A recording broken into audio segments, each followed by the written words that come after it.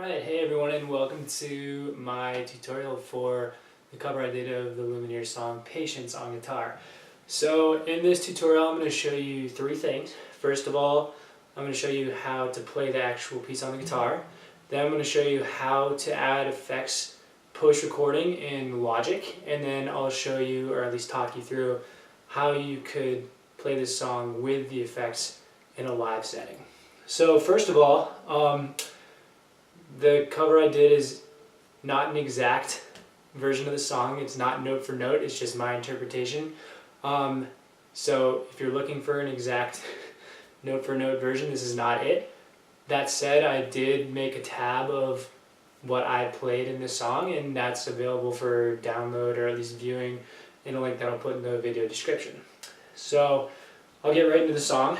You can follow along with the tab. I'm not going to be specific about the finger picking pattern or the notes that I'm playing.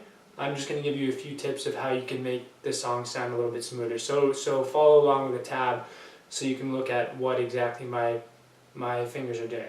So it starts off, and the finger picking pattern is pretty much the same throughout the whole song.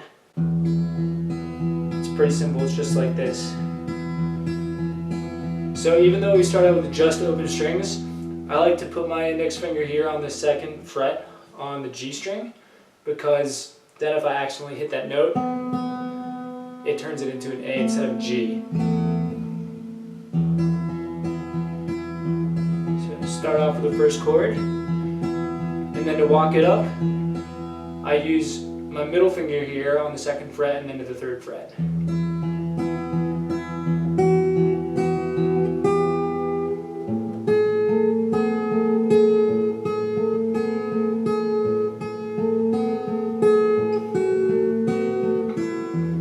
Same thing.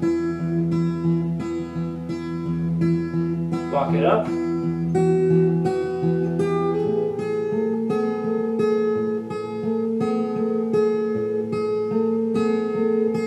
Now for this part, I just leave my hand in this exact chord shape. So once again, I have my middle finger here on the 4th fret on the high D, my index finger here on the 4th fret on the G string, my pinky here on the 5th fret on the 2nd D, and my 3rd finger on the 5th fret on the low D. So you can just keep that exact shape and slide it up 3 frets. I'm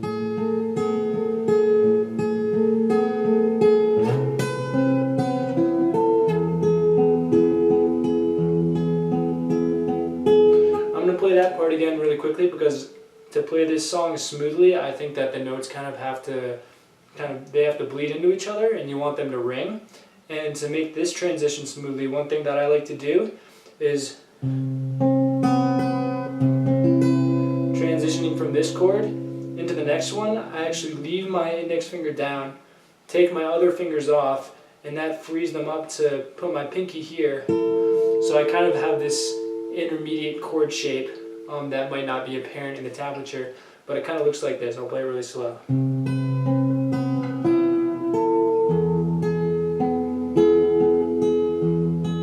For this next chord, I just bar it all the way across and then put my pinky down, because you don't need to put your pinky down right away. That also helps make that a little smoother.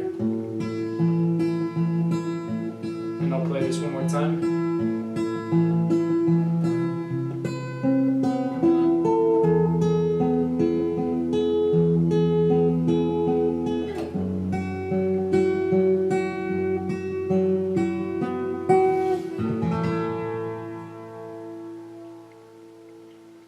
So again, look at the tab. I hope that me talking you through those few transitions makes it a little smoother and easier to learn. And yeah, I guess we'll move on to the Logic portion now. Alright, so now I'm going to show you how to add the reverb effect post-recording. So I'm working in Logic.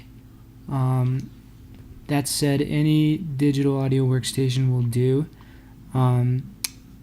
There are free ones out there that you can download, and any of them should be capable of doing what I'm about to show you.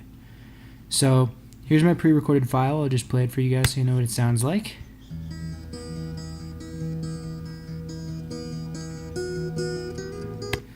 Alright, and over here on the left now, you can see these different audio plugins. The ones highlighted in blue are ones that are turned on, and those are the ones that are actually taking effect. So I'll show you.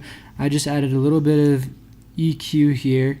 Below 100 hertz, I just cut that out because it's basically noise, and then about 3.5 K up, I boosted it just to give it a little bit of that trebly sound. Please excuse the dog noises, by the way. That's just my pub next to me on the couch. And then the reverb plugin I used for this is called Valhalla Shimmer. And again, any reverb plugin will do as long as it has a mix control, and I don't know of the one that doesn't have a mix control. So yeah, this one does not come with Logic. I purchased this, I think it was maybe $50 online. I love it because it has that really shimmery, gooey awesomeness that you don't get with all reverbs. Everything over here on the right, these are different parameters that you can adjust the specific sound of the reverb. The only one that really matters is the mix right here. And what you need to understand about the mix is that when it has a low value of 0.05, you're mostly hearing the dry signal. And by dry, I mean the unaffected signal, the sound of the guitar, without any of the reverberated signal. So if that's at 0, you wouldn't hear any reverb at all. And if you turn this up, then you're going to hear more and more of that reverberated signal. And what we're doing here is basically over the course of this recording, I'm going to effectively turn this mix knob up as the song progresses, and I'll show you how to do that in an automated way so you don't have to actually cut this into a bunch of different tracks and have a different reverb level for each of them. So what you're going to do is up here, you're going to click on Show Automation, and this is normally preset to, I think, volume. You can see here the yellow line represents the volume level throughout the song. I've left that constant. But what we want to do is we want to adjust the mix of the reverb. So I have Valhalla Shimmer selected here, and then I'm going to go down and click on Wet Dry. And that's referring to the mix of the wet versus dry signal, the wet signal being the reverberated one. So at the beginning of the song, you can see it starts out at 0.05, so there's hardly any reverberated signal at all. I'm just going to play it now so you can hear it.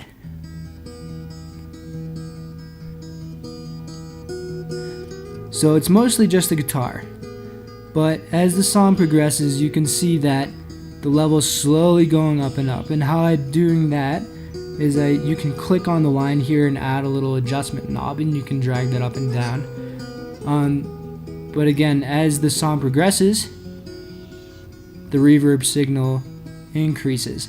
And then right here, this is about the middle part of the song, and right there I boost the reverb quite a bit, and you're going to hear that right now.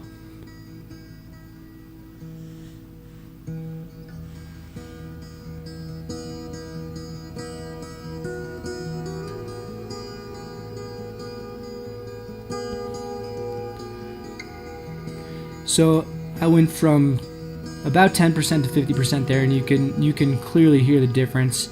You hear that shimmer in the background, and then again from the repeat I basically just boosted it about another 10%, so at the end of the song it tops out around 60%.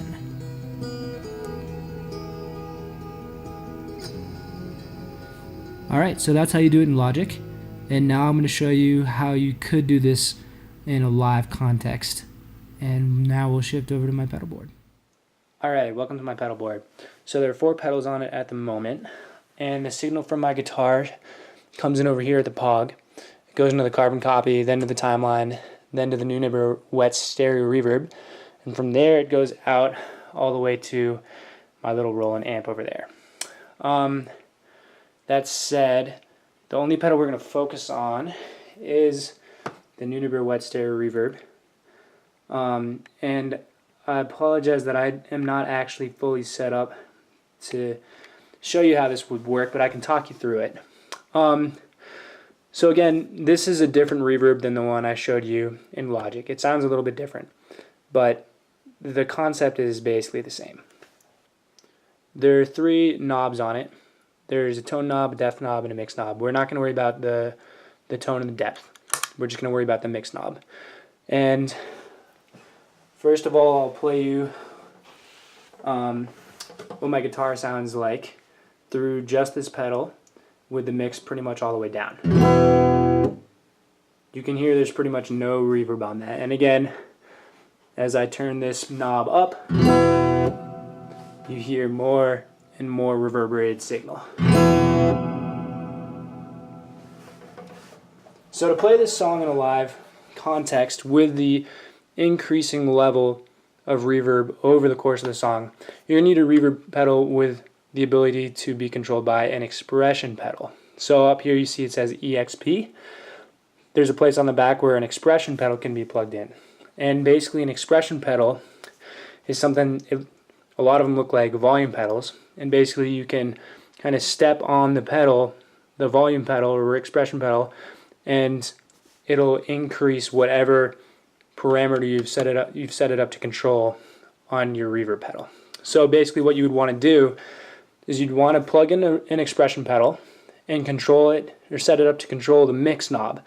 And then over the course of the song, you could slowly step further and further onto the expression pedal, which would effectively turn this knob up, just like we did in Logic. So I'm hoping to buy an expression pedal soon, and if I do, I'm willing to make another tutorial to show you guys how that could work live. I think this is a sufficient explanation in the meantime. And yeah, if you have any other further questions or want more detailed explanation on any points that I've talked about today, please feel free to comment and I'll do my best to help you out.